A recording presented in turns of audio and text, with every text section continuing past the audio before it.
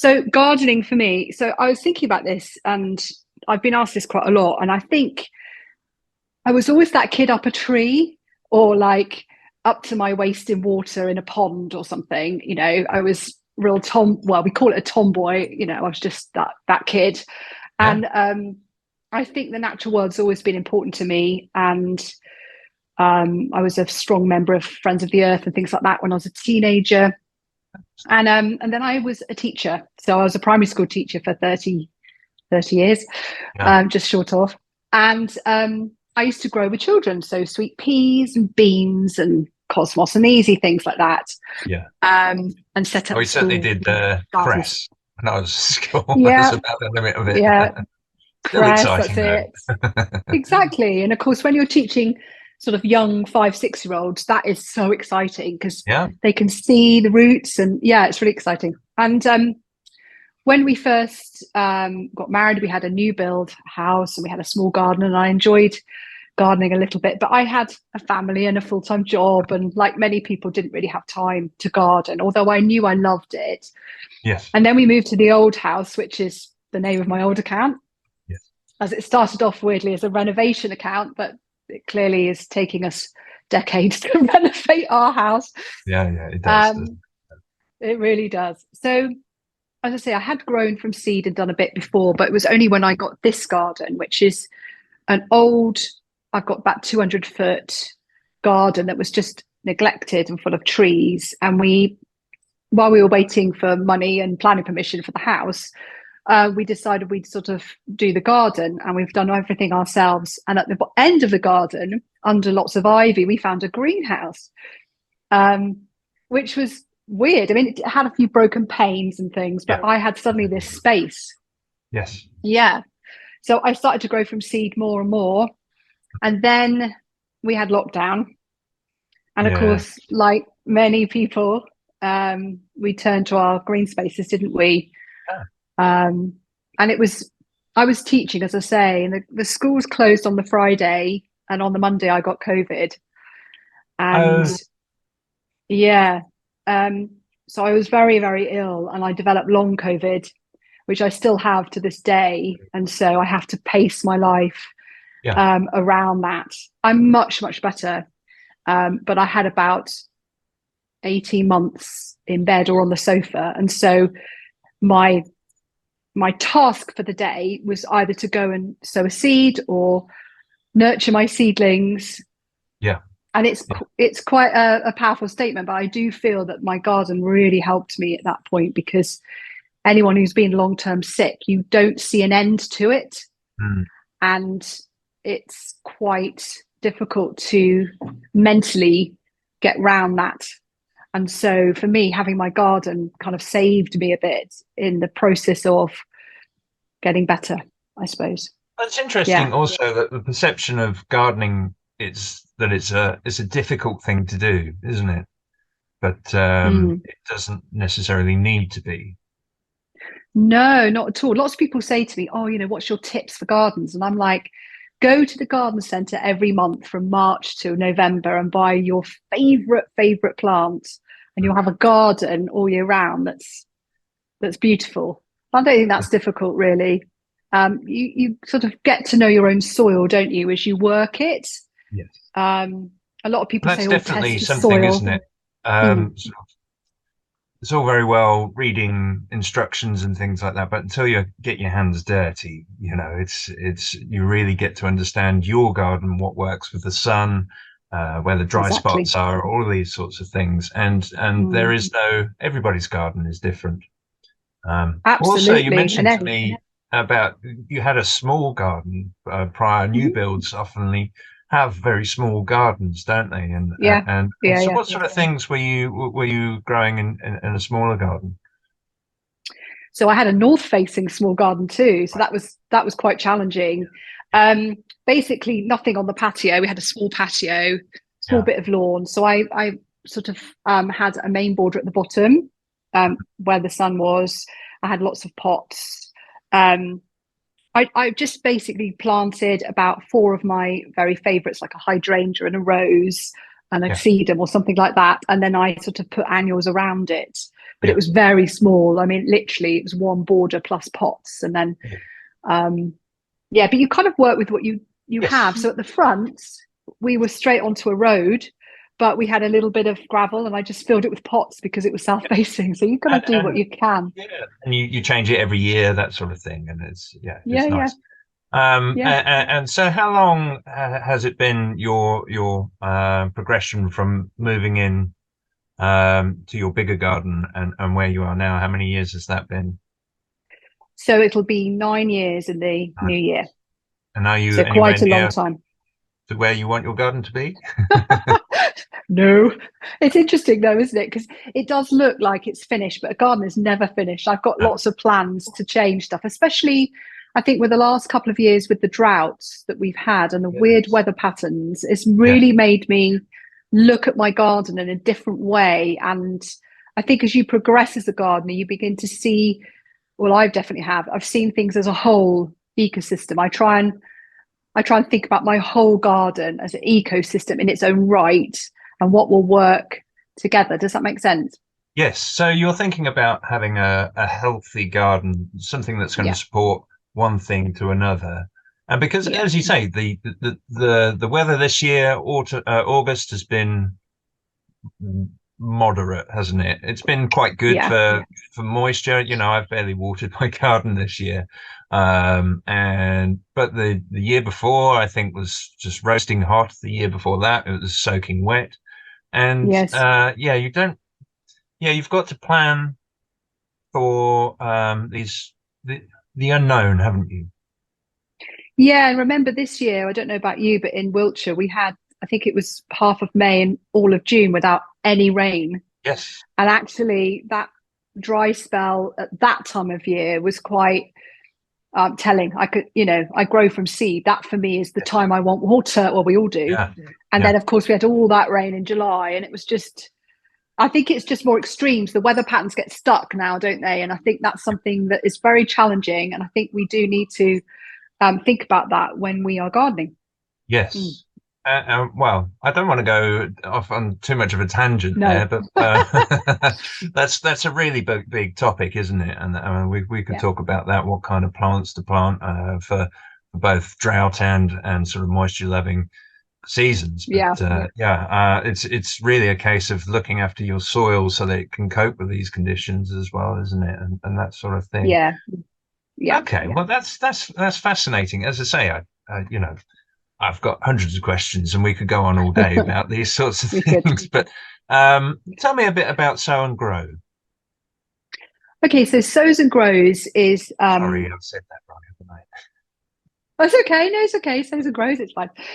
My friend Helia and I met on Instagram, and we used to Mhm. do something called Weekend Garden Party over lockdown, where we each did a live about something of gardening. And it sort of progressed. And we had so many questions from people about growing cut flowers because that's what I was doing, and she does Yes. that too. So we decided to start courses for gardeners, not for flower farmers, for Yes. gardeners who wanted to grow their own cut flowers in their own garden, in pots or a cutting garden or a patch or a plot or an allotment or whatever they had. Um, and so we do them online, and it's supported online platform. Yeah. And we have about 60 odd people on the autumn course, which we're in the middle of, where we're sowing hardy annuals. Okay. And we're about to launch one about perennials, which kind of does go back to our conversation about climate change, because I think there is now a need to think about perennials as well as annuals if you're growing cut flowers. Yeah. Yeah. It's interesting that bringing cut flowers, it's having something in the garden and in the home, isn't it? So when That's right. you're cutting flowers, you don't want to disturb your garden particularly, but you want something there we go. Look at those. Oh my goodness. I've cut a lot this morning. Yes. They've all been grown from seed or tuber, because obviously there's some dahlias in there. Yeah. Your dahlias, may I add. And yeah, it brings a lot of joy. I think a lot of people after lockdown and the pandemic were looking for more joy in their lives. And I think Yeah. growing, flowers from seed or tuber or bulb is just so joy. It just brings so much joy, doesn't it? Yeah. Why not do Yeah. it? And Yeah. do you think that because as a supplier, we saw a massive boom. Mm. And it got out of control. Really, the stocks weren't available. It's the same for everything, like the building industry. There wasn't any wood for anybody, was there? Yeah. Um, do you No. think lockdown has stayed with us? That love of gardening? Do you think or do you think people have gone back to their lives? Do you think It's a bit different as for before? me because I can't go to work because of my illness. Yes, And I've got adult children, or well, my youngest is at university. right. I think from what I gather now, people are going back because they have to. They don't have a Yeah, choice. They've got to go to mm, work. But I think there's more mindfulness about themselves, self-care, and what makes people happy. I know yeah, from having young adult children that they want to do stuff that brings them joy as well as just going to work 9 to 5. I think that 9 to 5 may be done. I don't know if everyone's yeah. gone back into the office, for example. Lots of Well, people still working from I'm working in home. my garden now. This is a converted bus that I'm working. That's Right. my office, That's and so I'm look. awesome. Yeah, so I'm looking out at my garden. I mean, my boys are much younger, but even still, it's that outdoor space that they need, isn't it? And It is. yeah, absolutely. I think I I've changed the way that I live, and and I think yeah, definitely people have felt the need. I think it's a welcome reset, really, wasn't it? Um, Yeah. I was just uh, about to say it's like a re-evaluation, isn't it, of your life, I yeah, think. mm, absolutely. Now, speaking of seeds and Yeah. growing from seed, if you can grow what you like from seed, why would you still want bulbs? Could you live without bulbs? No, I couldn't. That's The the thing right is answer. about, yeah, the thing is about bulbs and tubers is, of course, the cut flower season, even though I'm growing hardy annuals now, ready Mm, for next year, there is that wraparound area, isn't there, of the yes, gardening, growing flowers year that I need yeah, bulbs. yes, Basically, spring is the time um, for many spring bulbs. I know that's not the only time that we plant for, but if yeah, you're growing flowers, you want to have early daffodils, narcissi, don't you? You want your tulips. And then towards the end, you want your dahlias, and you couldn't be without. I could not be without dahlias because they are a mainstay as you go into September, particularly because your annuals, especially the hardy ones, are beginning to exhaust themselves a bit by then. So you need yeah. those focal flowers. Yeah. Oh, absolutely, absolutely. Yeah. So, what are you planting at the moment? What are you looking to plant this autumn? You mean bulb wise? Yes, sorry, yes. Yeah. So I've been looking at more perennial Right. tulips because, again, it does go back to the question of climate change and Mhm. sustainability. And last year, I planted quite a few of the tulip called Little Beauty for my Yes. garden, not for cut Yeah. flowers, which I loved. Yeah. So I started to look more at those, and I've chosen ballerina because it's an Yes. orange tulip which will work in my garden. This is for my garden now, not the Uh-huh. cutting bit. And then for the cutting garden, it is different with tulips because we harvest the whole bulb, and a lot of people are horrified by that. But Okay. if you're growing cut flowers, you harvest the whole lot, so you get extra stem length, and the Yes. bulb gets composted. Yes. So Yes. I loved Angelique, but that's been Yeah, discontinued, I that's it's think. on its way out, unfortunately. And that's what happens really. Mm, A bulb will have a life cycle of a certain amount, a couple of decades, something, and then obviously the cultivation you start to inherit various diseases yeah, and things like that, and they just can't be sustained. It's not to say that the variety is completely gone, but no. you can still I keep it think it's alive. is it Pink Star or something is replacing it. There's one that looks similar, so I you like know. Finola, which is very close to Okay. it. But Yes. yeah, it's an interesting. We've been talking about this in the office quite a lot about perennial tulips. Obviously, there's very few tulips which will come back year after year, Yeah. and Yeah. really, it's the species tulips, which, as you say, the little beauty, not Yeah. great for cutting because they are so short, but No. they are much Mm. more durable. Mm. And it is, it kind of works for us as a tulip seller that people need to buy them each year. Just not by our design, No. but I know, and yeah, of course, if you're growing them for cutting, then you're going to come back every year because you need Yes. to harvest the whole lot. So And particularly if you're yeah, taking the bulb it's as well. Yeah. well, Um, that's it. Yeah, yes, no, but yeah, I think people have to be wary that not all tulips, they may come back 1 or 2 years, but that's you're always going to have to keep topping them up.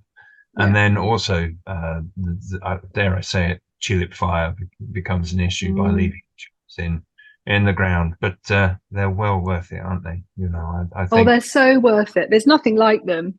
There's nothing Mm, like them. I actually try and grow quite a few in pots actually for tulip fire yeah, because I have had that in the garden. yes, So I now yes, actually grow quite a few in troughs or tin yeah. baths, or so that I know that it's contained, and then I can um, put them in the green bin if I have any issue afterwards. Mm. Um, and of course, there's all the lovely narcissi. You know, Yes. there are so many lovely ones, aren't there? I mean, they're Oh, just absolutely. Well, some of them are yeah, beautiful. Narcissi are a more perennial bulb. Yeah. They're much more reliable.